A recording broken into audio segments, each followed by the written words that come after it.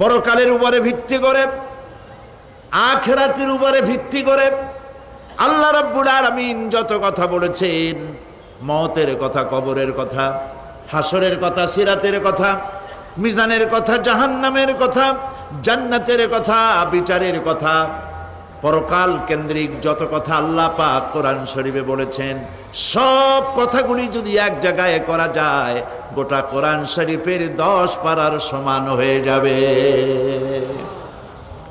সম্ভবত কোরআনে কারিমের এমন কোন রুকু, এমন কোন পাতা নাই যেখানে আকারে ইঙ্গিতে পরকালের জবাবদিহিতা সম্পর্কে একেবারে কিছু বলা হয়নি। এই পরকাল কেন্দ্রিক কথাগুলির কারণেই সেই জামানার চোর, ডাকাত, ছিনতাইকারী, ধর্ষণকারী সব হেদায়েত হয়ে গিয়েছিল। আর মানুষগুলি পৃথিবীর সর্বশ্রেষ্ঠ